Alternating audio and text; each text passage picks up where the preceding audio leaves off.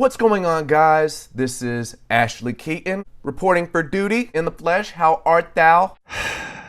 Oh boy. I have 10 questions for atheists, agnostics. So another 10 questions thing, where he distinguishes between atheists and agnostics, which, fun, and probably less in the trying to use philosophical terms in an obtuse but technically correct way, and more in the simply don't know what you're talking about way. This should be good. And people who believe in a higher power but don't, for some reason, want to call it God. I'm not sure if everybody caught it, but he just revealed a lot right here. With his theatrical bafflement about and implied contempt for the idea of calling a higher power anything other than God, he's establishing his entire approach to this conversation, which is one not of open-ended curiosity and regard for evidence, but of desire to retroactively justify whatever he'd learned through previous religious instruction. Think about it. If we started from square one and discovered the existence of some other being through scientific inquiry, we should have a lot of healthy questions that could only be answered as evidence of that being's nature was uncovered. And we want to be careful about only labeling the being in ways that describe what we actually knew about it. Even higher power would be pretty loose if not dubious terminology. We might establish that the being was powerful, but what would higher mean? I guess it evokes a sense of awe about the being, but it wanders into colloquial territory that could lead to a lot of unwarranted assumptions. So then think about how much more problematic the word God is. It carries all kinds of cultural baggage, implying people should take a specific relational posture toward what's as far as we know just an alien, and prompting everybody to define it into a box based on their existing understanding of religion. And even if the word's not inevitably that problematic, the fact that Ashley is so locked on it that he finds use of any other word off-putting wipes away any pretense of serious inquiry on his part. Here we go. Okay, I get it. Jump cuts and voices can add some character to a video. But you might want to pace thyself. Otherwise, it can be a bit much. First question. Does objective evil exist? I'm just waiting on you to answer the question. I'm not sure why the theatrics of acting impatient for people to respond to something he's recording. I guess he's implying atheists generally aren't forthcoming with direct, straightforward answers to the question? I don't know. But if that's his experience, it's not because people are being elusive. It's because the question itself is semantically incoherent. Evil is an abstraction, so any statement that it exists is going to be figurative and so open to interpretation that a person can demand whatever they want by asking it and arbitrarily reject any answer they don't like as inadequate. This is made worse by the inclusion of the word objective, which describes something as verifiably factual independent of anybody's opinion or feelings. But how can you verifiably demonstrate the existence of an abstraction? You can't. So when people like Ashley ask us to point to an objective evil, they're calling upon us to do the impossible. Sure, we can attest to our own sense that something is wrong. We can show enough people share this feeling that we can use it to push for baseline expectations of how people should be treated. But we can't point our finger at this obligation or at the evil of not meeting it, which means we can't demonstrate that either exists to the satisfaction of someone who insists on being obnoxiously pedantic. However, this has nothing whatsoever to do with the existence or non-existence of God. If I can't objectively demonstrate the existence of my obligation toward another person, you can't objectively demonstrate the existence of your obligation toward God. If I can't objectively demonstrate that failing my obligation toward a human can be summed up by an abstract concept like evil, you can't objectively demonstrate that failing your obligation toward God can be summed up by the same. In either case, we have to make a personal value judgment that we owe something to another being. Thus, the question of whether there's an objective evil is one of semantics, not the existence or non-existence of God, so kicking the problem up to him doesn't solve it. It just puts it far enough out of mind that a person feels like it went away. So apologists need to stop acting like their ability to quit looking at a problem is a gotcha for us. Number 2. Can you define objective evil for me? I would define evil as behavior that without mitigating circumstances intentionally causes grievous harm or distress to a conscious being. I guess it could also include a mentality that is inclined toward such a behavior or enjoys the idea of it, But the point is that evil is an abstract term associated with willful harm done to others. The objective part is fraught with semantic peril, as I've already said, but I guess an action could best be defined as objective evil if 1. The act and its effects can be demonstrably verified, and 2. Humanity broadly recognizes the harm it causes and considers it horribly wrong. Now, is there room to nitpick this definition? Of course, and that's probably why apologists like to ask us for it. But I challenge an apologist to come up with an alternative definition that doesn't accommodate mine. In other words, you can say, evil is that which runs contrary to the nature of God, but I'm sure you're going to bend over backward to ensure God's nature lands on the right side of what I've defined as evil. That's because I boiled it down to the actual parsimonious nuts and bolts of what we consider evil and why. Number 3, and this one's my favorite. Have you ever honestly tried Jesus? He's all right. Alright, forget my previous answer. Objective evil can be defined as you doing that. We're not talking about the biblical text or Christians. Have you ever tried God out sincerely? And I'm not assuming that you haven't. I just want to hear different answers on this to see who has really tried Jesus out. By any reasonable standard familiar to modern American Protestantism, I would absolutely say yes. I accepted Jesus as sincerely and accurately as I knew how to and tried to communicate with him through active prayer while listening for his voice. I read the Bible to get a sense of who he was, tried to follow his teachings, and attended church regularly from childhood until I no longer believed. And on top of that, I volunteered, taught Bible studies in Sunday school, and even took a giant pay cut to run a Christian school. Now sure, no list of activities means you've tried Jesus, but the amount of time I spent pouring myself into Christianity while sincerely believing and doing my best to know him as well as you can know an abstract character not only qualifies me to say I tried Jesus, but makes you look like an upstart Jesus-trying whippersnapper by comparison. Yet the fact that you currently believe and I currently don't suddenly makes you feel qualified to lecture me on what Jesus-trying looks like and even presume to ask whether I've done it. Here's the problem. No matter how I answer this question, I can't produce Jesus any more than you can, which means you can insist that whatever I did wasn't actually trying him. So here's an idea. Instead of just telling people a couple things trying Jesus is not, such as the biblical texts or Christians, clearly describe in tangible terms what you think it is. Then we can actually confirm whether we've done it, or notice what an impossibly onerous and restrictive definition you came up with. Number 4, what would be, in your view, a better explanation for how the world came to be about? The Big Bang?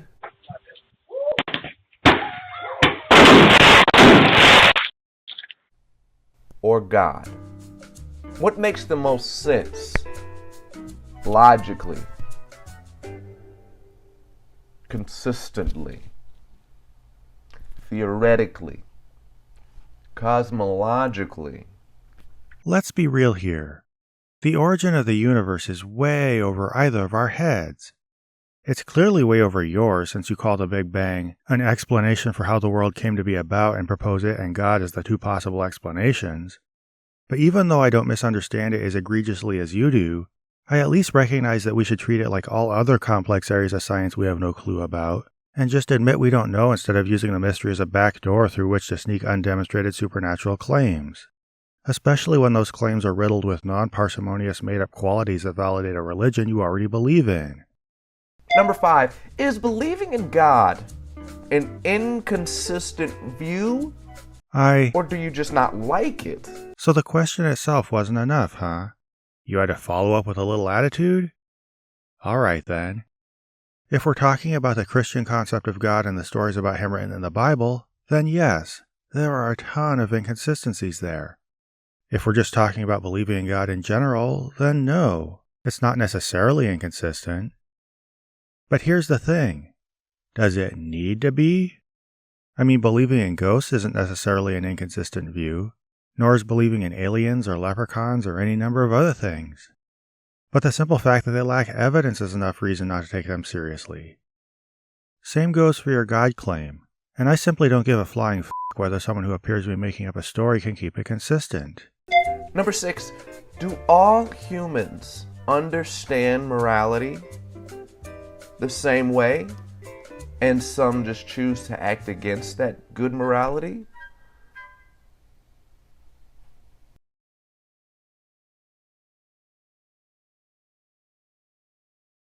No, I don't think people all understand morality in exactly the same way. Sometimes different cultures will have different moral outlooks on various issues, as will individual people based on their background, experiences, and education. And it should go without saying that most of our moral choices are going to be more complicated than choosing whether or not to be naughty. Over the course of a day, we're going to make a lot of big and small decisions that have a complicated web of ramifications. Some will be morally insignificant, some will have moral consequences that don't occur to us, and some will have consequences we try not to think too hard about. In other cases, we knowingly do things we deep down feel bad about out of selfishness or lack of resolve. I'm sure Ashley is going to imply that if it's not as simple as the world being full of people willfully choosing good or evil, then morality is hopelessly arbitrary without God. I disagree. Different cultures and individuals come to different conclusions on all kinds of topics. That doesn't mean we throw up our hands and decide there can't be an answer without God. If different cultures have different agricultural practices, then as they encounter each other, they evaluate what works and what doesn't and try to learn from each other. Sure, they might not find the perfect way to produce food, but they can always strive for better ways. The same goes for morality. Different cultures have different ideas of morality, but we can look across them and evaluate which ideas better contribute to safe, humane, just societies. We won't come up with perfect solutions, but we can always try for better solutions. Now, of course, someone might say, well, aren't safe, humane, just societies an arbitrary goal? And if by that you mean we can't come up with airtight philosophical arguments for why we should want them, then sure. But that's only to the same extent that we can't come up with airtight philosophical arguments for why growing food is better than not growing food. So if you're going to be that pedantic, then consistently be that pedantic about everything. Then at least you'll have made your useless tomfoolery more apparent to more people. And number 7, how can we know who is right? How can we possibly know who has the correct answer? Nobody has the correct answer.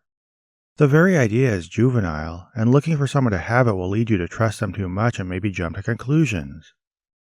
Now, this isn't to say everything's relative or all answers are equal or whatever predictable things Christians would take from that comment.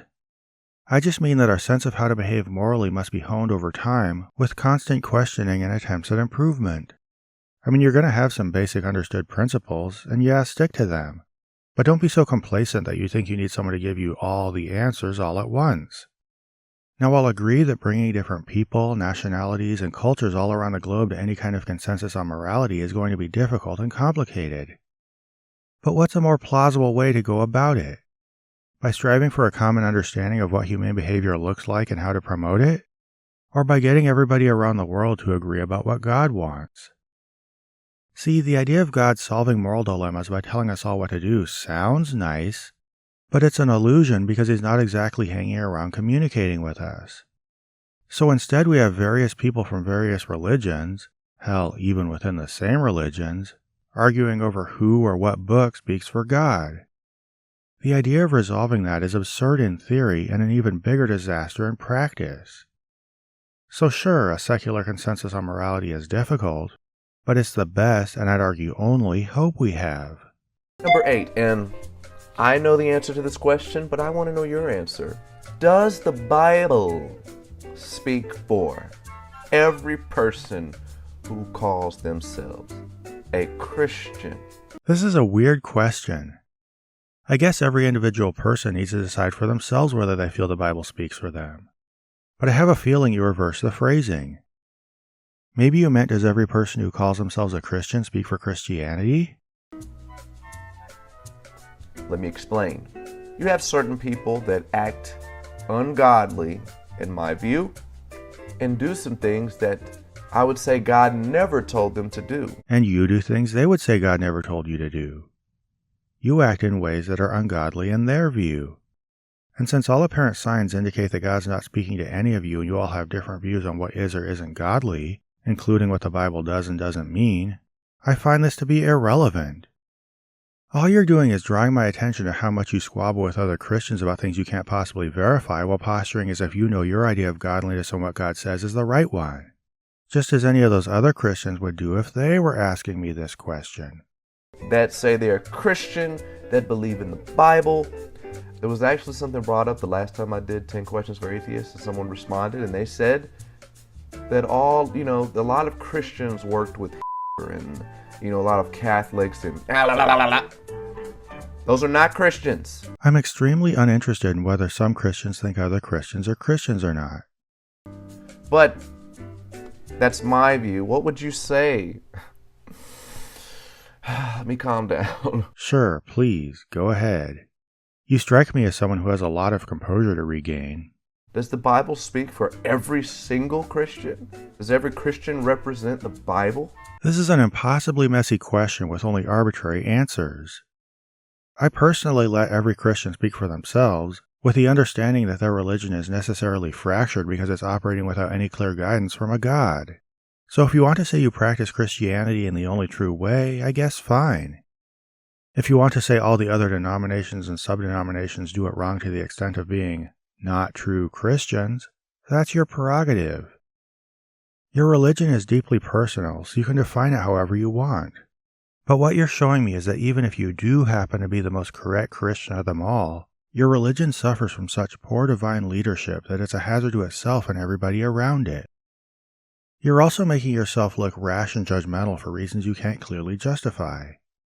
9. Is murder against the innocent wrong? And why? You could turn all of these questions to me, and I don't mind giving my answer. But please do not dismiss the question. Yes, murder is wrong because I feel an inherent obligation not to cause an innocent person pain or end their life. Now, you might say this feeling of obligation is arbitrary, but if it is, it's no more arbitrary than any feeling of obligation you might have to a God. It's sufficient for me regardless of whether a God exists, and it would remain sufficient even if a God did exist and wanted me to murder. Would it for you? If God wanted you, Ashley Keaton, to murder someone, would you do it? You might say that God wouldn't command this, but what this cop-out answer tells me is that you need God's will to align with your feeling of obligation not to murder people, because it's sufficient for you and more important than any theoretical will of any theoretical God. Number 10, what is your confirmation and foundation for truth?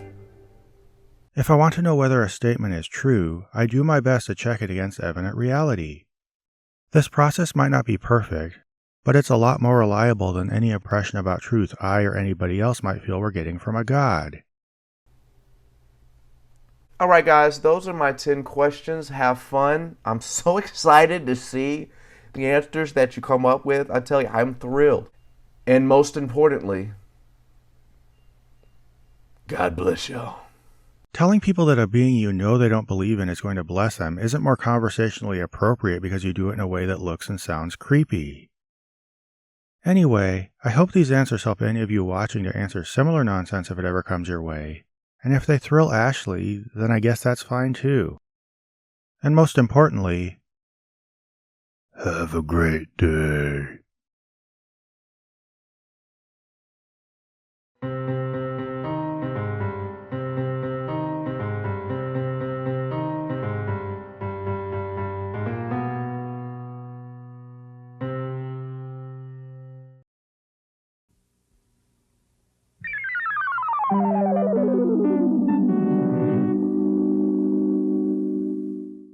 This program was made possible by a grant from John Adams, Bob Generic, Maggie Danger, S.R. Foxley, Daniel Bostedt, Magnus Holmgren, and Q, and by the generous support of viewers like you.